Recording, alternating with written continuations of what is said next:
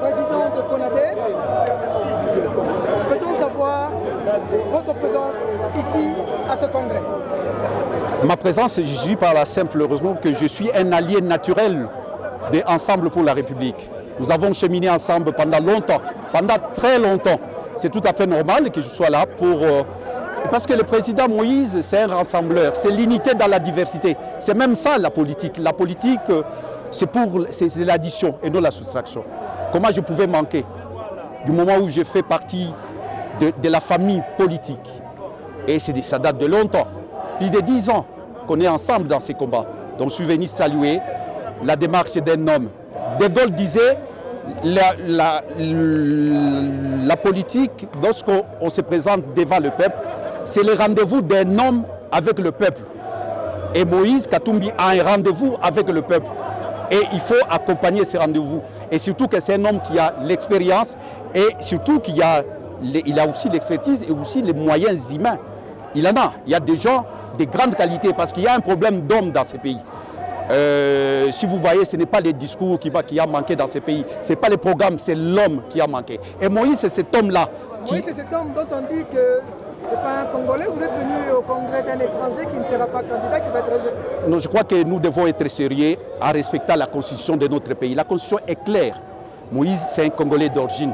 Je peux vous rappeler ce qui s'est passé dans un passé récent. Notre vieux, notre père, Kengo Adondo, ancien président du Sénat, il s'est présenté comme candidat président de la République, avec la même constitution. Et le ciel n'est pas tombé. Mais c'est une loi, et parler de ça, c'est seulement, on peut dire, c'est vraiment, ça a une connotation raciale. L'escrire Moïse sur base de sa peau, parce qu'il est métis, et ça ne peut pas s'expliquer dans un pays qui se dit démocratique. Voilà pourquoi il ne faut même pas faire allusion à ça, parce que ça ne marchera pas. Moïse sera bel et bien candidat, il est bel et bien candidat et il sera soutenu par le peuple congolais parce qu'il a le droit d'être candidat. La Constitution ne l'exclut pas. Donc on ne peut pas suivre ce que les gens disent, c'est des balivernes, des propos sans importance qu'on ne peut pas tenir compte dans une démocratie. Dans une démocratie, on tient compte de la loi. La loi des lois, c'est la Constitution. Et cette loi-là donne à Moïse Katumbi la possibilité d'être candidat. Il n'y a pas de débat. Moïse Mounidela, il y a beaucoup de questions que je vais laisser aux confrères de vous poser parce que vous savez que je vous ai cherché à Kinshasa. J'ai beaucoup, surtout vous. Vous avez combattu Moïse Mounidela. Très jeune, aux années 80, vous avez fait l'exil. Vous avez fait la prison. Vous, gazé, dans les rues. Lorsque vous voyez ce qui se passe aujourd'hui, la gestion du pays par rapport à la démocratie, pour vous, on va avoir des émissions laboratoires à Kinshasa, vous savez que je vous cherche, parce que vous êtes parmi les résistants de ce pays, on connaît l'histoire. Qu'est-ce que ça vous fait aujourd'hui de voir la manière dont le pays est géré du point de vue de la démocratie, pendant qu'il s'agit d'un parti pour lequel vous avez lutté vous aussi des années durant, pas du Sphinx? Voilà, raison de plus qu'il ne faut pas ressasser l'histoire. L'histoire, c'est vrai, l'histoire nous permet d'envisager l'avenir. Aujourd'hui, moi, je préfère parler du présent parce qu'on n'aura pas le temps. J'aimerais bien, je vous cherche aussi qu'on puisse faire cette émission. Mais pour l'instant, retiens que nous avons un homme qui va nous faire oublier la mégestion, la gestion calamiteuse et hasardeuse de notre ami, de notre frère. C'est vrai, nous avons lutté avec lui, mais il a commis de bévies, il a commis des maladresses. C'est l'homme, je viens de vous dire qu'il y a un problème d'homme. Maintenant que nous avons trouvé un homme capable de nous sortir, de sécher un peu nos larmes, et voilà, il faut l'accompagner. C'est le plus important que de ressasser encore l'histoire. Et il est vrai, parce qu'on m'a interpellé personnellement, pour ce que nous avons fait. Personnellement, j'ai honte. Parfois, je circule, je commence à raser les murs dans la ville de Kinshasa par rapport à ce que nous avons dit, par rapport à ce que nous avons promis à la population, mais ce que nous avons dit et ce que nous sommes en train de faire. Quand je dis nous qui étions hier dans l'opposition, j'ai les larmes aux yeux. J'ai des larmes aux yeux parce qu'on vient de me rappeler mon passé. Bon, je ne crois pas que ce n'est pas mon passé qui compte, c'est l'avenir des Congolais qui compte. Ouais.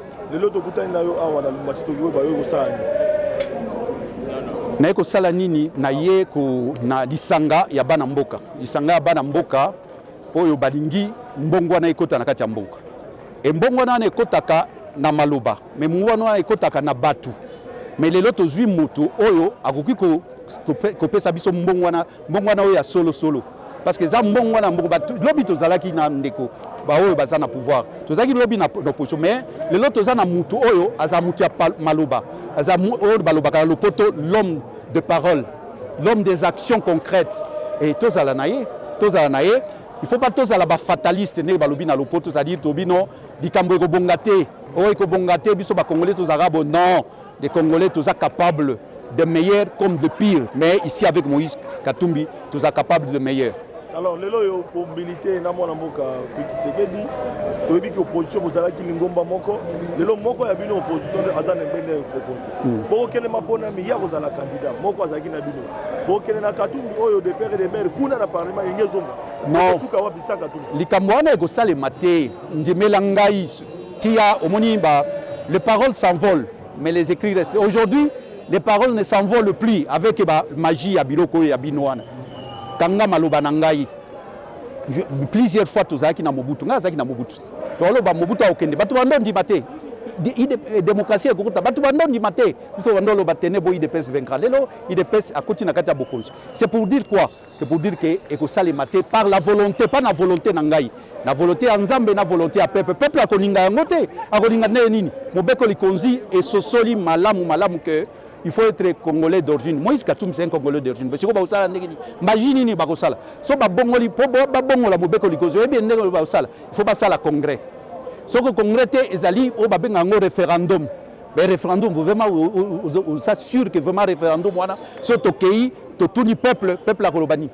Peuple ngo ba mona ngo zo ba bololé. Mais tokende siko na référendum. Lelo ikomi e bien to bando beta match. Ya ba match kwata. Siko ikomi match kwata. Corps à corps, makambo isusu biso toza ba mpaka na makambo oyo tolobi toza na makasi oyo ndenge tosalaki ke Kabila kendaki biso eza tembete soki na kiti na Kinshasa so bazali 10 nazali parmi bato oyo basali ke mbongo wana ekota lelo na kati ya Congo. Donc tokotelema ndenge totelemaka makambo wana ekoleka te za kobanga na ote kobangela Moïse Katumbi te kobangela peuple te peuple nde mokonzi makambo wana ekoleka te. Enrôlement zobanda la mingi tiawa position ya condamné. Position na biso ezali il faut tokende na ba enrôlement quelle que soit la situation tokende na enrôlement tokende parce qu'il faut pas toper sa bango raison que bato au moins que ata parti ya IDPS moko kala ya lego ebengaki bato basa rolete après au moins et yaki pour ça la rétropédalage era malamu te totinga bato il faut tokende na enrôlement quelle que soit la situation tokende na enrôlement wana il faut que toko corriger yango siba mais tokende nando omoni to banda oloba pas de ezaba na ndenge ya stratégie mais na pesio lokola yo vous allez mo panzisa ngo ya kala oko comprendre to banda oloba pas de machine à voter mais tokendaki mais ça stratégie wana eza na kazi ya stratégie balobaka nyonso polele dete ba bomba ka ndam na ndenge ya stratégie tokokende mais toyebi tokokende mais toyebi ndenge parce que lelo tokokende oyoki président Katumbi de yalobi batunos en tout cas il y a un consensus au tokende consensus ngi olobate ke unanimité consensus ngi olobake bon malgré wana mais grand nombre ya batubobi tokende mais tobosani to ezali tozokende na ekenge liso moko efungwami liso moko tokangi les deux okende donc les athées tokende ngulu non on a kosukisa yo zali moko ya moto ozaki na exil ovani minga mikila poto na bamboko baponi o bandeko bakosanrole et bamboka mosuba kolela pona ni baponi bango te point de vue na mais c'est normal dans les premiers temps c'est tout normal tokende étape par étape parce que c'est difficile parce que biso toza le seul pays oyo tozaki na carte d'identité te même na bato bazaki libanda bazalaki koyebana te nani congolais te donc ezalaki mwa mobulu wana c'est objectivement eza problème ya nani ya Kadima te eza problème ya Félix te ezali ba réalité na mboka na biso oyo tokendaki poto bamsu bakendaki kuna ba changer ba nationalité bamsu bakendaki pona pasi ya changer nationalité pona mukanda bali mwasi ya changer nationalité pona pasi akeko bwaka ngunda ndenge balobaka babwaka ngunda donc azai sous la nationalité peut-être il va retrouver donc makambo eza moi ebele o interpeller nga na yebi ba réalité ya poto donc totika tokende ndenge tozokende makambo sous to ko corriger ngo sim